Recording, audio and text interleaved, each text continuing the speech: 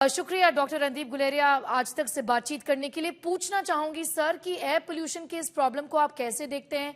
Cloud seeding भी किया गया, वो फेल हो गया, तो आखिरकार क्या सोल्यूशन है? क्योंकि ये इस प्रॉब्लम से हम एवरी सिंगल ईयर हम डील करते हैं। एयर पोल्यूशन एक बहुत सीरियस प्रॉब्लम है। मैं तो उसको एक एपिडेमिक की तरह मानता हूँ, ऑलमोस्ट लाइक अ पैंडेमिक। अगर हम डेटा देखें तो पिछले साल का जो ग्लोबल हेल्थ डेटा है, world state of the world air का, उसमें 8.1 मिलियन डेथ्स की एस्टिमेट हुई थी।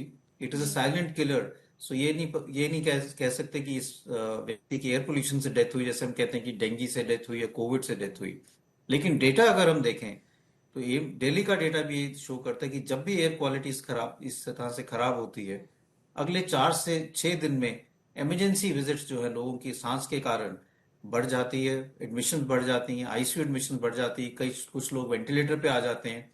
और जिनके ऑलरेडी फेफड़े कमजोर हैं या हार्ट की प्रॉब्लम है, उनको उनको काफी सीरियस प्रॉब्लम भी हो सकती है। तो इसके कारण, पोल्यूशन के कारण, there is higher chance of morbidity and mortality जो हम कहते हैं। जी। हर साल ये हम देखते हैं, और इसलिए इसका एक परमानेंट सस्टेनेबल सोल्यूशन निकालने की जरूरत है। जैसे आपने कहा, क्लाउड सीडिंग इतना कामयाब नहीं हुआ क्योंकि कई फैक्टर्स थे जो क्लाउड सीडिंग के लिए कंड्यूसिव नहीं थे, और वो उससे कोई फायदा नहीं हुआ। पोल्यूशन ज्यादा ही हुआ है बाद में। और इसलिए हमें जो एमिशन है, जैसे गाड़ियां हैं या जी। कंस्ट्रक्शन है, उसको हम कैसे कंट्रोल कर सकते हैं जिससे पोल्यूटेंट्स हवा में ना आए। और क्या कर सकते हैं जिससे हम लोगों को जागरूक करें कि वो अपने अपने एनवायरमेंटली फ्रेंडली हो, वॉक करें, गाड़ियां कम यूज करें, पब्लिक ट्रांसपोर्ट ज्यादा यूज करें, और ऐसी फैसिलिटीज बनाएं जिससे भी इसको हम आगे इनकरेज कर सकते हैं। जी, बिल्कुल। ये भी पूछना चाहूंगी कि जो आम लोग हैं वो अपने आप को कैसे प्रोटेक्ट करें इस दौरान, जबकि हवा बहुत ही खराब है, पोल्यूशन बहुत ही ज्यादा है। तो अगर आप बाहर जा रहे हैं और अगर पोल्यूशन एयर क्वालिटी खराब है, तो मैं ये कहूंगा कि मास्क जरूर लगाएं, N95 जी। मास्क लगा के जाएं। दूसरा ये कहूंगा कि जो बुजुर्ग लोग हैं या जो बच्चे हैं, वो अगर पोल्यूशन ज्यादा है तो बाहर ना जाएं, अंदर ही रहें, मॉनिटर करें एयर क्वालिटी। दिन में जब दोपहर को जब धूप निकल जाती है और जब गर्म हवा होने के कारण एयर पोल्यूटेंट्स ग्राउंड लेवल से ऊपर आ जाते हैं, तब जा सकते हैं, क्योंकि तब थोड़ा सा पोल्यूशन कम होता है। और दूसरा, जो लोग जॉगिंग करते हैं या वॉकिंग के लिए जाते हैं, वो सुबह सुबह या लेट इवनिंग ना जाएं, क्योंकि तब पोल्यूशन जो ग्राउंड लेवल पे है वो ज्यादा होता है। दोपहर को अगर वॉक करना ही है तो दोपहर को करें, और अगर AQI बहुत खराब है, पुअर या वेरी पुअर रेंज पे है, तो बेहतर रहेगा कि वो घर के अंदर ही थोड़ा एक्सरसाइज कर लें, योगा कर लें, वॉकिंग थोड़ा अवॉइड करें।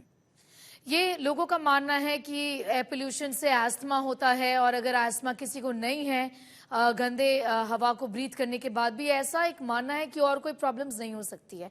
ये बताएं कि ये कैसे फर्टिलिटी में इम्पैक्ट करता है, डिमेंशिया, इस पर भी इसका प्रभाव है, कई सारे ऑर्गन्स को ये डैमेज करता है, हार्ट को ये डैमेज करता है, इसके बारे में बताएं।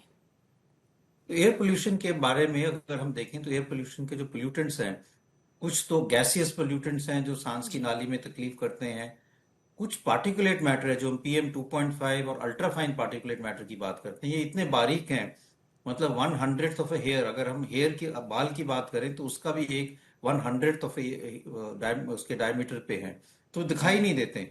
और ये सांस के साथ हमारे सांस की नाली के अंदर, फेफड़े के अंदर चले जाते हैं, और वहां से वो खून की नाली में चले जाते हैं। तो दे जी। एंटर द ब्लड स्ट्रीम, तो बॉडी के अंदर एकदम पहुंच जाते हैं, खून की नालियों में सोजिश करते हैं, उससे खून की नालियां नैरो हो जाती हैं, ब्रेन में जाते हैं, जिससे स्ट्रोक के चांसेस बढ़ जाते हैं, डिमेंशिया और पार्किंसोनिज्म के चांसेस बढ़ जाते हैं। प्रेग्नेंट विमेन में ये भी देखा गया कि उनमें इंट्रा यूट्राइन ग्रोथ रिटार्डेशन हो सकती है, कि बच्चा जो ग्रोथ कर रहा है उसकी ग्रोथ पे असर पड़ सकता है, एबॉर्शन के चांसेस बढ़ जाते हैं। और कई दफा और प्रेगनेंसी में प्रॉब्लम्स हो सकती हैं, पोस्टमार्टम डिप्रेशन भी देखा गया कि ज्यादा हो जाता है। जी। तो जी।